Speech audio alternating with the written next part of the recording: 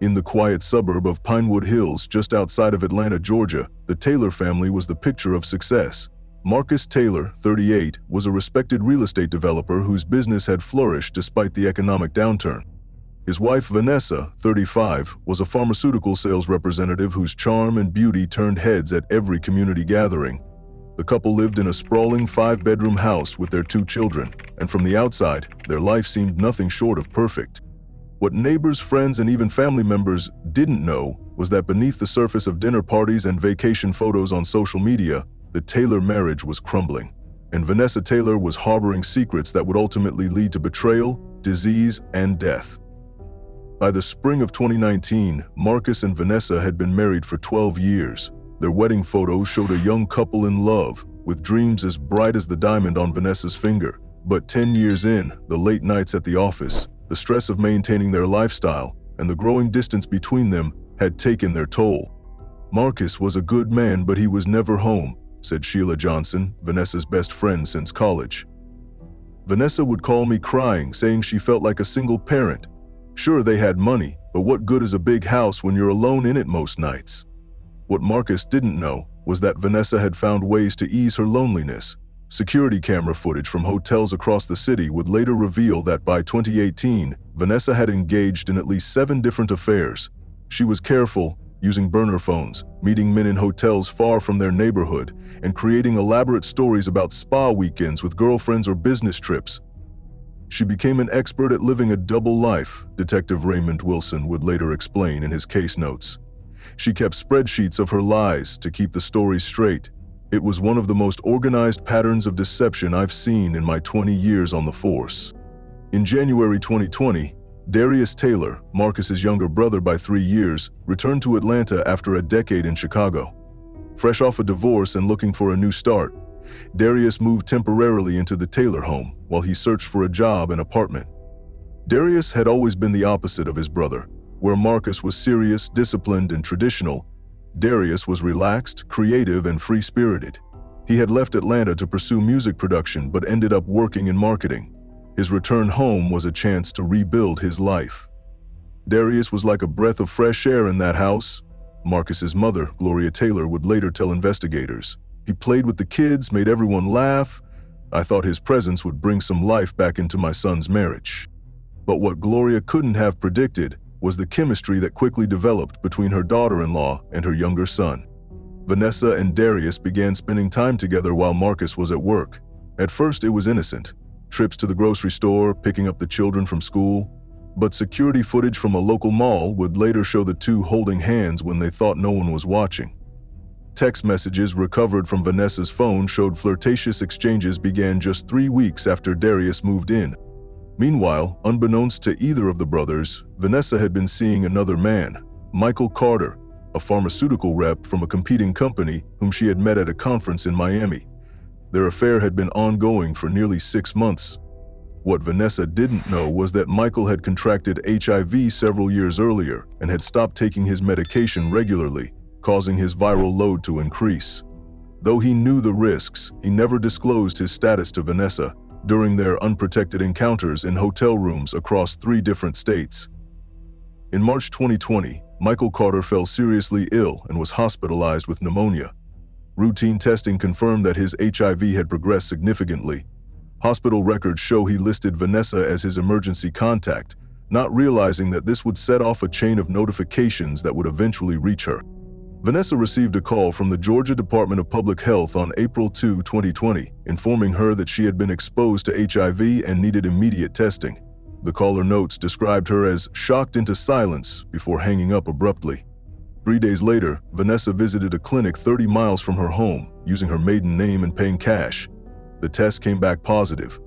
Medical records show she started antiretroviral therapy the following week, but told no one about her diagnosis. By this time, her affair with Darius had become physical.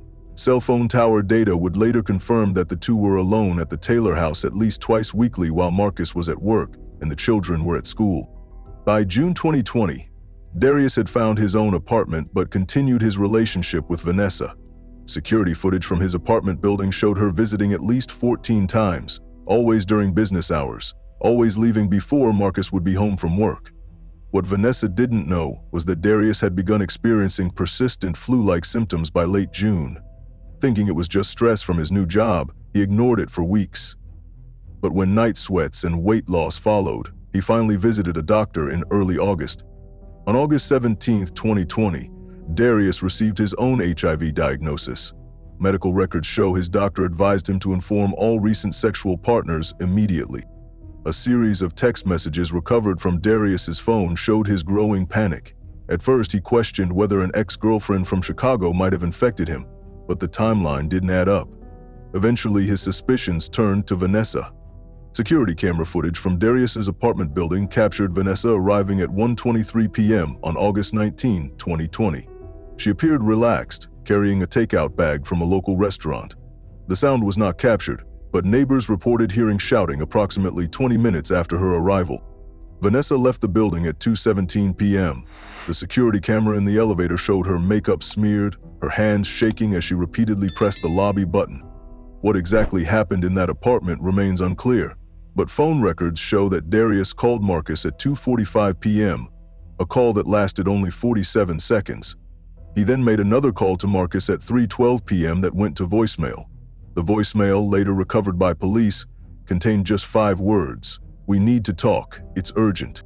Marcus left work early that day, telling his assistant he had a family emergency. GPS data from his car showed he drove directly to Darius's apartment, arriving at 4:08 p.m. The apartment building's security camera captured Marcus entering the lobby, his face tense. The same camera would show him leaving just 12 minutes later, his expression now blank with shock. Inside the apartment, Marcus had found printouts of text messages between Vanessa and Darius, dating back months. There was also a folder containing Darius's medical records, with his HIV diagnosis highlighted in yellow, and a handwritten letter explaining everything: the affair, the diagnosis, and his suspicion that Vanessa had infected him knowingly. Phone records show Marcus called Vanessa at 4:27 p.m. The call lasted less than a minute. He then drove home, arriving at 5:03 p.m. according to the security system's log. What happened next was captured partially by the Taylor's home security system. The outdoor cameras showed Marcus arriving home, slamming his car door shut. Vanessa's car was already in the garage. The children were at a sleepover at their grandparents' house, a stroke of luck that investigators would later note probably saved their lives. The indoor cameras had been turned off, something that had never happened before, according to cloud storage data. This gap in surveillance would later become crucial to the case. Neighbors reported hearing shouting from the Taylor home, beginning around 5:15 p.m. At 6:42 p.m., one neighbor, Barbara Wilson, called 911 reporting crashing sounds and a woman screaming. Police arrived at 6:58 p.m. Body camera footage showed officers knocking repeatedly before deciding to enter through an unlocked patio door. Inside, they found a scene of destruction: broken glass, overturned furniture, and blood spatter across the living room wall. Following the trail of disruption, officers discovered Marcus Taylor in the master bedroom, standing over Vanessa's body. She had been strangled, with bruising around her neck and defensive wounds on her arms. "She killed my brother," Marcus said as he was handcuffed, according to the arresting officer's report. "She killed him and she was going to kill me too." The investigation that followed revealed the full extent of Vanessa's double life. Her phone records showed communications with at least 12 different men over the previous 2 years. Her internet search history included queries about how long before HIV symptoms show and can you be charged for not disclosing HIV status. Darius Taylor was hospitalized 2 days after the murder with severe pneumonia, his immune system already compromised by the virus. Hospital records show Marcus was allowed a supervised visit to his brother's bedside while in custody. Darius died 3 weeks later from AIDS complications. Autopsy results confirmed that Vanessa had indeed been HIV positive, likely for at least 6 months before her death. Testing revealed Marcus was negative, suggesting the couple had not been intimate in some time, a detail that aligned with statements from friends about their deteriorating marriage. Marcus Taylor's trial began in February 2021. The prosecution argued that regardless of the circumstances, the murder was premeditated, noting the disabled security cameras as evidence of planning. The defense built their case around temporary insanity and extreme emotional distress. They presented the evidence of Vanessa's affairs, her HIV diagnosis, and her failure to disclose her status to Darius as factors that pushed Marcus beyond rational thought. In the span of a single afternoon, Marcus Taylor learned that his wife had betrayed him with his own brother and that her deception had effectively handed his brother a death sentence, defense attorney Elaine Montgomery told the jury in her opening statement. What would any of us do when faced with the destruction of our entire family by the person we trusted most? The trial lasted 11 days. The jury deliberated for just 7 hours before returning their verdict. On March 3, 2021, Marcus Taylor was found guilty of second-degree murder, a lesser charge than the first-degree murder the prosecution had sought. The jury accepted that he had acted in the heat of passion, though they rejected the temporary insanity defense. At the sentencing hearing, Judge Robert Henderson acknowledged the extraordinary circumstances of the case. The court recognizes that this tragedy began long before the events of August 19, Judge Henderson said. While the law cannot condone taking a human life, it can acknowledge the profound human suffering that preceded this act. Marcus Taylor was sentenced to 12 years in prison with the possibility of parole after 8 years. The Taylor case sent ripples through Atlanta's social circles and beyond.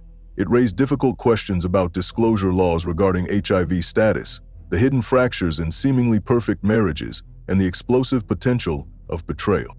The children, now in the custody of Marcus's parents, face a future shaped by a single day of violence that erased both their mother and their uncle from their lives and separated them from their father for over a decade. Public health officials used the case to renew calls for education about HIV disclosure laws, which vary by state. In Georgia, knowingly transmitting HIV or failing to disclose positive status to sexual partners is a felony punishable by up to 10 years in prison, a charge Vanessa would likely have faced had she lived. Michael Carter, whose relationship with Vanessa had started the deadly chain of events, was eventually identified through phone records and hotel registrations. He was charged with felony reckless endangerment for failing to disclose his HIV status to Vanessa and subsequently to other partners. He pleaded guilty and received a 5-year sentence. 3 years after the murder that destroyed the Taylor family, questions still linger. What drove Vanessa to risk everything, her marriage, her health, her family, for these affairs? Was it simple boredom, a deeper unhappiness, or something more complex? Those who knew her described a woman who had everything on the surface but felt empty inside. Her therapist notes, which became part of the court record, revealed a woman who described herself as playing a role in her own life, someone who never felt good enough despite her accomplishments. For Marcus, now inmate 87,623 at Coastal State Prison, the questions are more immediate. In his only public statement read by his mother at a press conference following the sentencing, he addressed not the legal system or the public, but his children. I failed to protect our family. I failed to see what was happening right in front of me. And then I failed again in the worst possible way by giving in to rage. I hope someday you can understand, even if you can never forgive. The Taylor case stands as a stark reminder that even the most picture-perfect lives can hide currents of unhappiness, deception, and desperation. It demonstrates how quickly a foundation built on lies can collapse and how devastating the consequences can be when secrets finally come to light. In the quiet suburb of Pinewood Hills, the Taylor house stands empty now, unsold despite its reduced price. Neighbors say it's the stigma of what happened there. But perhaps it's also the uncomfortable truth the house represents, that we never truly know what goes on behind closed doors, even in the lives of those who seem to have everything. In the working-class neighborhood of Riverdale, just outside of Detroit, Michigan, the Williams family was known for their strong family ties and community involvement. James Williams, 42, worked as a foreman at the local auto plant, a job he had held for nearly 20 years. His wife, Tanya Williams, 38, was a kindergarten teacher at Riverdale Elementary, beloved by students and parents alike. Their modest 3-bedroom home on Oak Street was always open to family and friends, and weekend barbecues in their backyard were a neighborhood tradition. James and Tanya had been high school sweethearts, marrying soon after graduation. They had 2 teenage children who were both active in school sports. On social media and at community events, they appeared to be a solid, loving family unit that had weathered life's ups and downs together. They were the couple everyone wanted to be, said Marcia Jenkins, Tanya's colleague at the elementary school. Always laughing together, supporting each other. James never missed a school function, and Tanya was always talking about how blessed she was to have such a devoted husband. What no one in their circle suspected was that a threat to their marriage had been quietly growing from within their extended family, and it would ultimately lead to a tragedy that would shake the entire community. Eric Thompson, 34, was the younger brother of James's cousin Michael. Though technically part of the extended Williams family circle, Eric had always been something of an outsider. After a stint in the army that ended with an honorable discharge, Eric had bounced between jobs, never quite finding his footing. He had a history of failed relationships and a reputation for charm that quickly wore thin. In December 2019, Eric moved back to Detroit after several years in Arizona. With no apartment and limited funds, he was welcomed into James and Tanya's home, a temporary arrangement while he looked for work and got back on his feet. James was always trying to help family, his mother, Doris Williams, later told investigators. That's how he was raised. You never turn your back on blood. But if I had known what that boy had in his heart, I would have warned my son to keep him far away from his home. Security camera footage from neighboring homes and businesses would later reveal that Eric began following Tanya almost immediately after moving into the Williams home. He volunteered to drop her off at work when James had early shifts at the plant. He offered to run errands with her on weekends. He made himself available whenever James was absent. Cell phone records obtained by investigators showed that by February 2020, Eric had begun texting Tanya multiple times daily. The messages started innocently enough, questions about dinner plans or when James would be home, but they gradually became more personal and eventually inappropriate. Was like water on rock, Detective Lisa Morales would later explain in her case summary.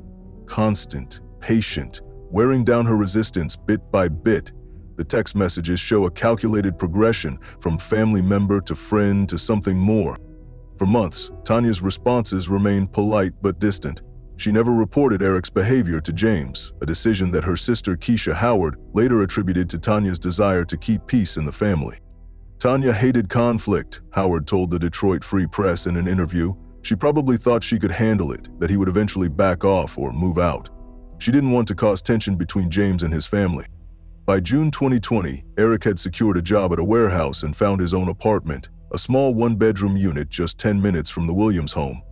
But his departure from their house did nothing to diminish his fixation on Tanya. Security footage from her school showed Eric's car in the parking lot at least twice weekly, watching as she left work.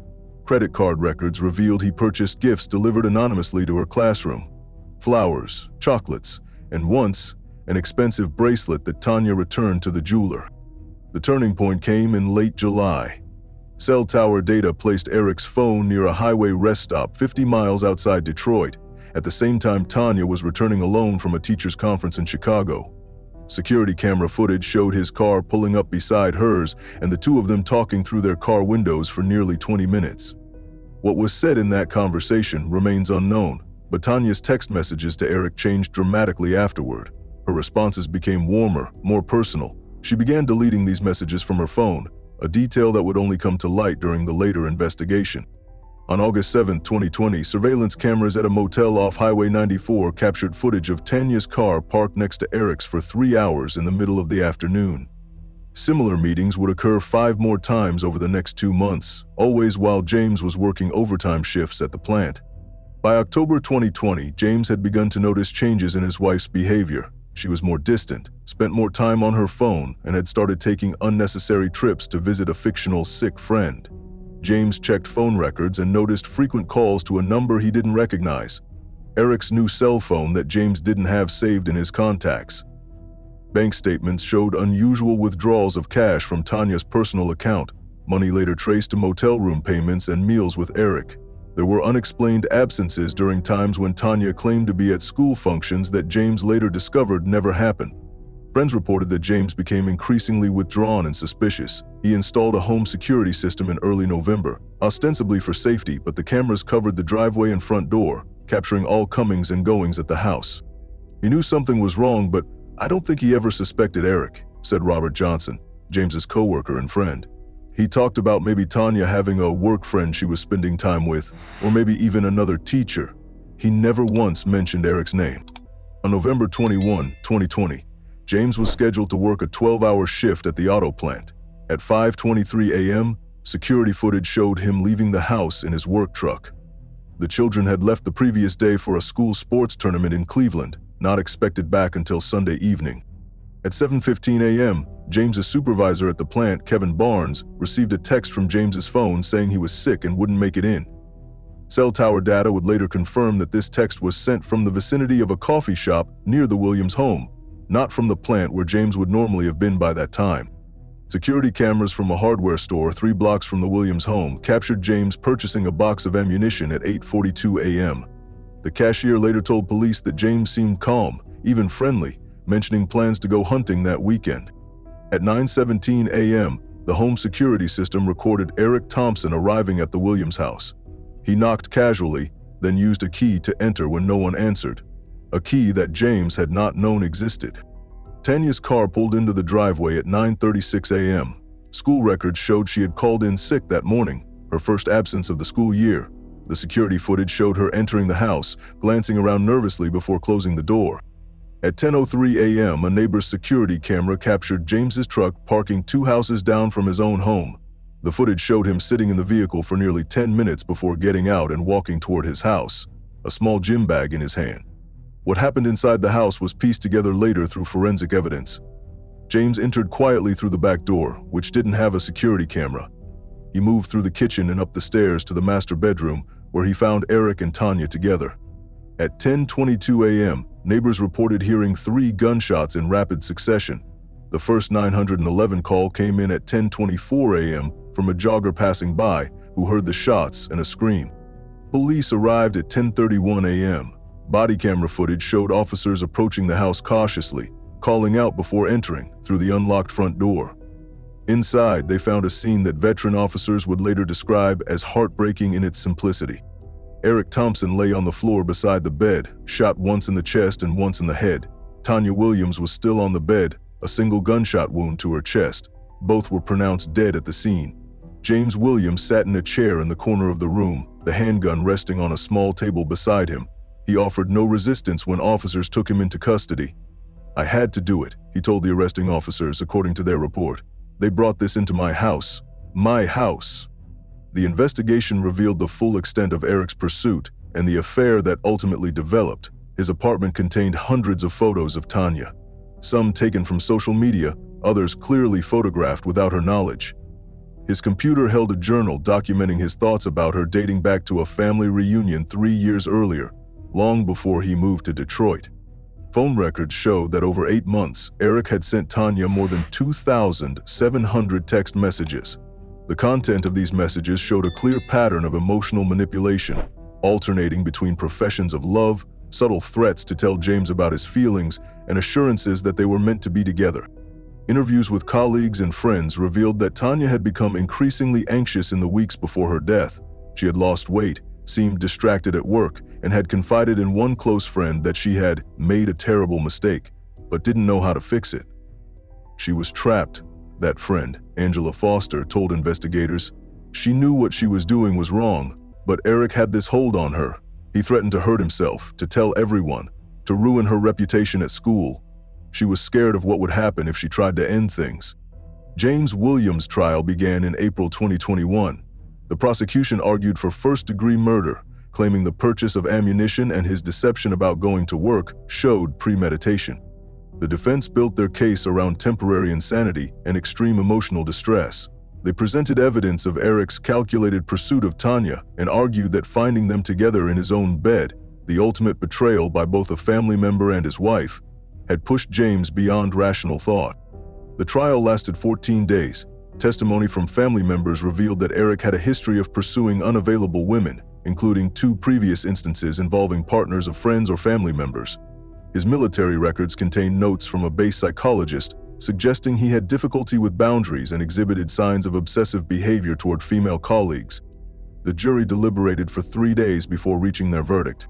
On May 7, 2021, James Williams was found guilty of second-degree murder in the death of Eric Thompson and voluntary manslaughter in the death of Tanya Williams. The jury accepted that he had acted without full premeditation but rejected the temporary insanity defense. At the sentencing hearing, Judge Marcus Wilson acknowledged the complicated nature of the case. This court recognizes that 3 lives were destroyed by a pattern of behavior that began with Mr. Thompson's inappropriate obsession, Judge Wilson said. However, the taking of human life can never be justified, regardless of the provocation. James Williams was sentenced to 20 years for the second-degree murder count and 10 years for the voluntary manslaughter count, to be served concurrently, with the possibility of parole after 15 years. The Williams children, now living with Tanya's sister Keisha, faced the devastating loss of both parents, one to death and one to prison. Community fundraisers helped establish college funds for both teenagers, who would later describe feeling like collateral damage in a war they didn't know was happening. The case prompted discussions about family boundaries, the psychology of obsession, and the dangerous escalation of inappropriate fixations. Mental health professionals used the case as an example of how isolation and manipulation can lead even stable individuals like Tanya into situations they would normally avoid.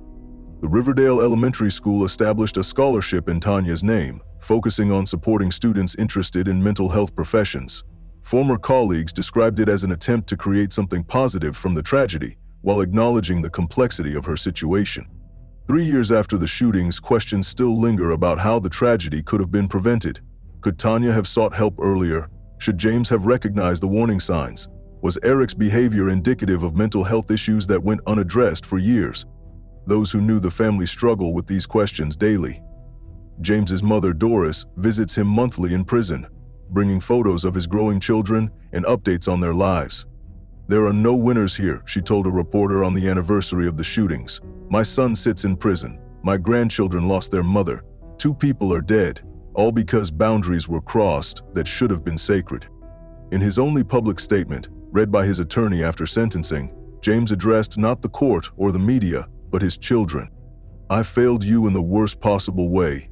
I let anger take over when I should have been stronger. Nothing can justify what I did, but I hope someday you'll understand that I never stopped loving you or your mother. The man I was that day is not the father who raised you." The Williams case stands as a stark reminder of how quickly lives can unravel when trust is broken and obsession takes hold. It demonstrates the devastating ripple effects that spread outward from personal betrayals, affecting not just those directly involved, but entire communities. The house on Oak Street was sold a year after the shootings, purchased by a young couple new to the area who knew nothing of its history. The neighbors never mention what happened there, but on the anniversary of the shootings, flowers sometimes appear on the sidewalk out front, left by friends, family, or community members still grappling with a tragedy that had no real winners, only varying degrees of loss. On the morning of April 17, 2023, residents of the upscale Oakwood Terrace neighborhood in Portland, Oregon awoke to the sounds of sirens. Yellow police tape cordoned off the elegant Tudor-style home at 1428 Pinehurst Drive, where 42-year-old Marcus Wilcox, a respected investment banker, had been found dead in his home office. The call to emergency services had come from his wife of 7 years, Elena Wilcox, who claimed to have discovered her husband's body after returning from an overnight stay with her sister. What initially appeared to be a home invasion gone wrong would soon unravel into something far more complex. A tale of secrets, betrayal, and a digital footprint that would ultimately lead investigators to question everything about the seemingly perfect Wilcox marriage. According to neighbors and friends, Marcus and Elena Wilcox were the couple everyone envied. Their dinner parties were legendary, with Elena transforming their backyard into something worthy of a lifestyle magazine, while Marcus played the perfect host, ensuring everyone felt welcomed and valued. Their social media accounts showcased an enviable life of exotic vacations, elegant home renovations, and heartfelt anniversary celebrations. Marcus had built a solid reputation as a senior vice president at Pacific Northwest Financial, known for his integrity and business acumen. Elena, a graphic designer, had successfully launched her own branding agency 3 years prior and was admired for her creativity and professional drive. They appeared to have mastered the elusive work-life balance that so many couples struggled to achieve. What their social circle didn't see were the complicated layers beneath the surface of the Wilcoxes' marriage. Elena had transitioned shortly before meeting Marcus in 2014 at a charity fundraiser. Those closest to the couple noted that Marcus had been supportive from the beginning, often described by friends as Elena's biggest champion.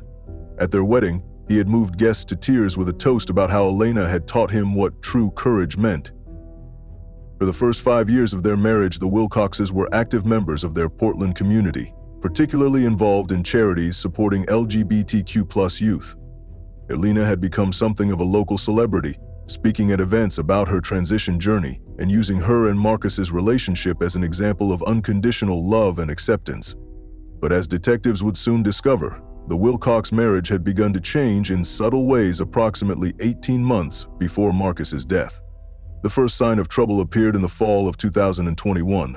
According to Elena's statement to police, she had noticed Marcus becoming increasingly protective of his phone, taking it with him everywhere, even to the shower. If she approached while he was using it, he would immediately lock the screen or place it face down. Elena initially attributed this behavior to work stress. Pacific Northwest Financial was navigating a difficult merger, and Marcus was working longer hours than usual. By early 2022, other changes had emerged. Marcus joined a new gym, updated his wardrobe, and was spending more evenings at what he called client dinners that sometimes kept him out until the early hours of the morning. Detective Sarah Linden of the Portland Police Bureau later noted that these were classic warning signs, but ones that are easy to rationalize when you're in love with someone. According to Elena's testimony, everything changed on March 30, 2023. Marcus had left his laptop open when he went to shower before a business trip. Elena, looking for a document she needed for a client meeting, noticed a notification from an unfamiliar app. What she discovered would set in motion a chain of events that would end with Marcus dead less than 3 weeks later. The notification was from a dating app called Exclusive Connect, marketed to affluent professionals. Marcus's profile, active for approximately 9 months, described him as single, never married, and looking for the right woman to start a family with. His bio made no mention of Elena or his current marriage. Most disturbing to Elena was a section where users listed their relationship deal breakers. Marcus had listed transgender partners as his first deal breaker. In her statement, Elena described feeling as though she couldn't breathe upon seeing this information. 7 years of marriage, and he was presenting himself not just as single, but as someone who would categorically reject someone like her. It was like discovering that the person sleeping beside her was a complete stranger. What happened after Elena's discovery became the central question of the investigation. According to her initial statement, she confronted Marcus immediately. They had a heated argument, after which Marcus left for his business trip as planned. She claimed they spoke briefly by phone over the next 2 weeks, but had not resolved the issue. On the night of April 16, she decided to stay with her sister, Sofia Rivera, to clear her head and decide what to do about the marriage. Sofia corroborated this account, telling detectives that Elena had arrived at her apartment around 7:30 p.m. on April 16, visibly upset, but not disclosing the specific reason. The sisters had shared a bottle of wine and watched movies until falling asleep around midnight. According to Sofia, Elena left around 9 a.m. the next morning, saying she needed to talk to Marcus before he left for work. Elena told police that when she arrived home at approximately 9:30 a.m., she found the front door unlocked, which was unusual. Calling out for Marcus and receiving no response, she went to his home office, where she found him slumped over his desk with a single gunshot wound to the back of his head. The family's gun, normally kept in a safe in their bedroom closet, was on the floor beside him. In her recorded statement, Elena described screaming uncontrollably and being unable to process what she was seeing. She ran outside and called 911 from the driveway because she couldn't remain in the house with him in that condition. When first responders arrived at 9:47 a.m., they found Elena in the driveway, hyperventilating and unable to speak coherently. Marcus was pronounced dead at the scene. The medical examiner would later determine the time of death to be between 11 p.m. and 2 a.m. the previous night, when Elena was supposedly at her sister's apartment. The investigation took a decisive turn when detectives obtained security footage from the Wilcox's neighbor, retired security consultant Howard Reeves. Reeves had installed a comprehensive camera system following a series of break-ins in the neighborhood the previous year. His front-facing camera had a partial view of the Wilcox's driveway. The footage showed Elena's car leaving the residence at 6:45 p.m. on April 16, consistent with her statement about going to her sister's apartment. However, at 11:23 p.m., the same car returned to the driveway and remained there until 1:17 a.m. when it left again. This contradicted Elena's claim of spending the entire night at her sister's apartment. When confronted with this evidence, Sofia Rivera admitted to lying in her initial statement. Elena had called her that night and asked her to cover for her if anyone asked. Sofia didn't ask why, assuming it was related to the couple's marital troubles.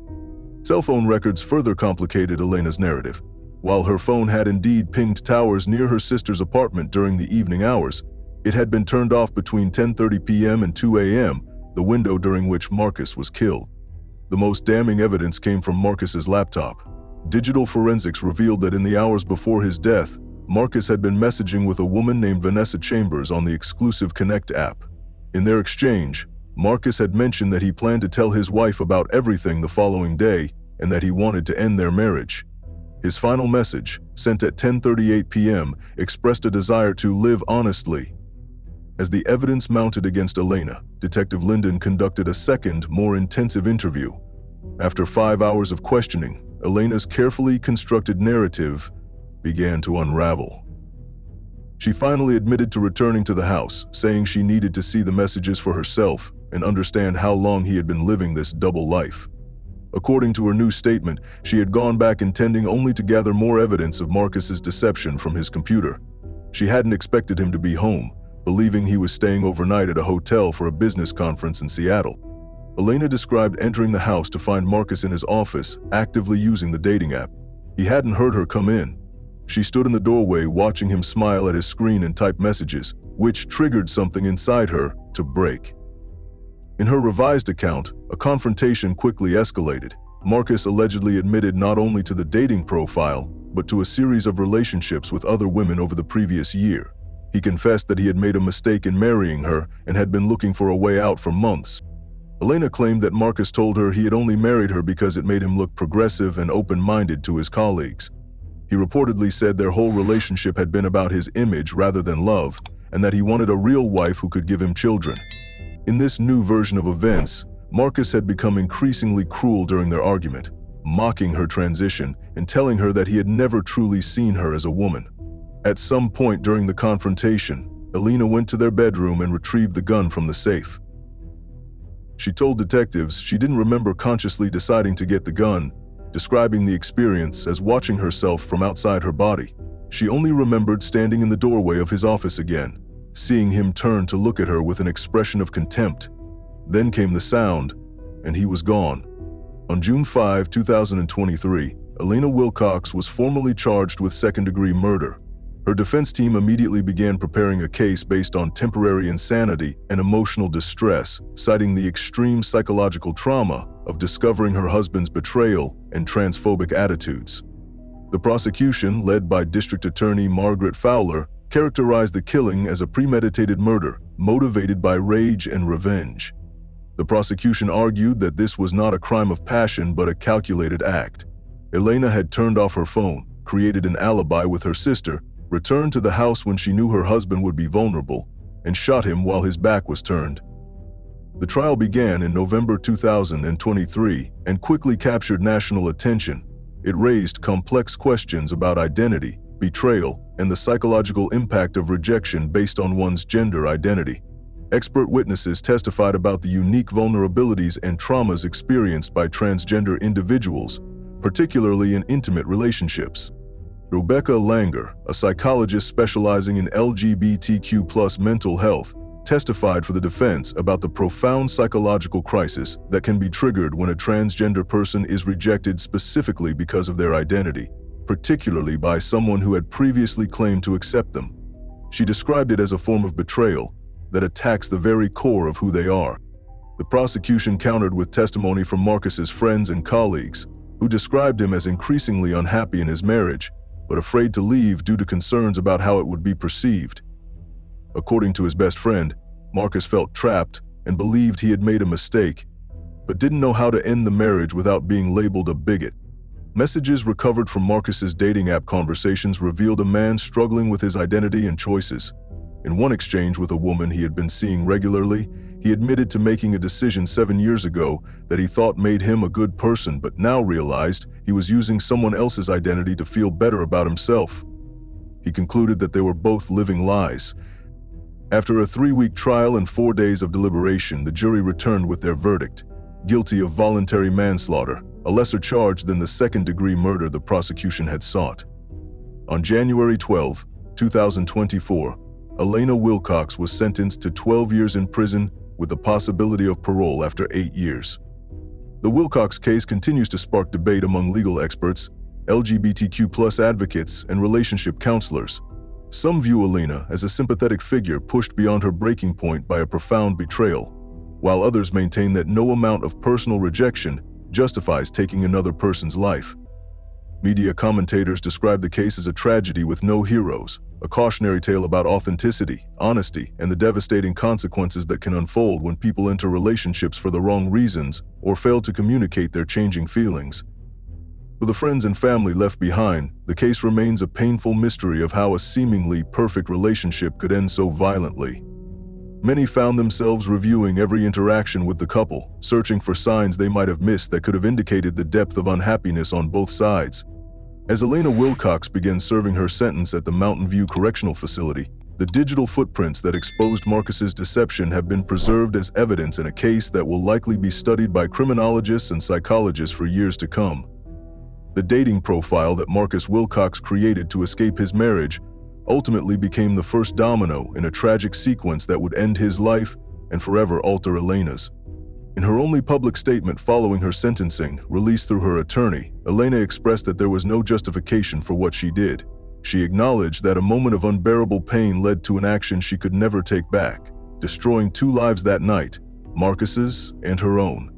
She expressed hope that by sharing their story, others might find the courage to be honest with themselves and their partners before it's too late. The Wilcox home at 1428 Pinehurst Drive was sold 6 months after Marcus's death. The new owners have renovated extensively, perhaps in an attempt to erase the memory of what happened there.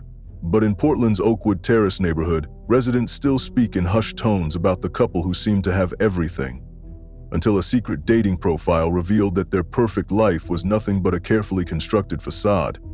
But the next story shocked even most veteran investigators.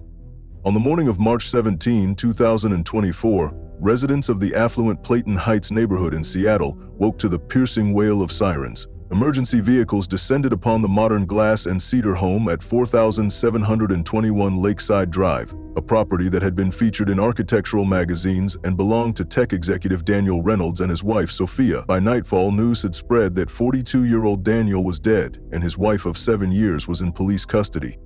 The community was stunned. The Reynolds were, by all outward appearances, the embodiment of progressive success, a power couple who hosted charity events, attended gallery openings, and seemed genuinely in love. No one could have predicted the layers of deception that existed behind their carefully curated lives, nor the violent end that awaited one of them. The story of Daniel and Sophia Reynolds began like many modern romances, online, through a dating app in 2015. Daniel, then a rising star at Northwest Innovations, had recently relocated to Seattle from San Francisco. Ambitious and charismatic, he quickly established himself in the tech community, known for his innovative thinking and networking prowess. Sophia Morgan, as she was known then, worked as a graphic designer for a boutique agency specializing in branding for tech startups. Talented and striking, with high cheekbones and expressive eyes, she had completed her transition 2 years before meeting Daniel.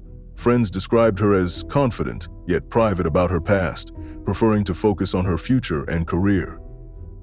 Their connection was immediate and intense. Within 6 months, they were living together, and after a year, Daniel proposed during a weekend trip to Vancouver. The wedding was an elegant affair at a vineyard overlooking Puget Sound, attended by Seattle's tech elite and creative professionals. For the first 5 years of their marriage, the Reynolds appeared to have achieved the perfect balance of career success and personal happiness. Daniel received a significant promotion to Director of Product Development, while Sophia launched her own design consultancy, which quickly gained prestigious clients. They purchased their Lakeside Drive home, renovated it to showcase Sophia's design aesthetic, and became fixtures in Seattle's social scene. Beneath this gleaming surface, however, fault lines were forming. The first sign of trouble appeared in late 2000, and 22 on Sophia noticed subtle changes in Daniel's behavior. Longer work hours, increased business travel, and a newfound guardedness with his phone and laptop. Initially, she attributed these changes to work stress, as Northwest Innovations was preparing to launch a major new platform. By early 2023, Sophia's suspicions had grown. Daniel had become emotionally distant, often distracted during conversations, and less interested in their once active sex life. A friend in their social circle mentioned seeing Daniel at a restaurant in Bellevue with an unknown woman, describing their body language as intimate. When confronted, Daniel dismissed it as a business meeting. The digital breadcrumbs began accumulating. Unfamiliar charges appeared on credit card statements for hotels in Seattle, odd for someone who lived in the city. Rideshare receipts showed trips to residential addresses during times Daniel claimed to be at work. Text notifications from unknown numbers would prompt Daniel to immediately step away to respond. In April 2023, during a period when Daniel was supposedly at a conference in Chicago, Sophia received an anonymous email containing photos of her husband entering a downtown Seattle apartment building with a woman. The timestamp on the images matched a video call during which Daniel had shown Sophia the view from his Chicago hotel room, clearly a pre-recorded video. When Daniel returned home, Sophia chose not to confront him immediately. Instead, she began a methodical investigation into her husband's double life, installing tracking software on their shared devices and hiring a private investigator. What she discovered went far beyond a simple affair. Over the next 3 months, Sophia uncovered a pattern of behavior that shattered her understanding of her marriage. Daniel wasn't involved with just one woman. The private investigator documented meetings with at least 4 different women across Seattle and Portland. But more disturbing than the infidelity itself were the conversations Sophia found in recovered message threads.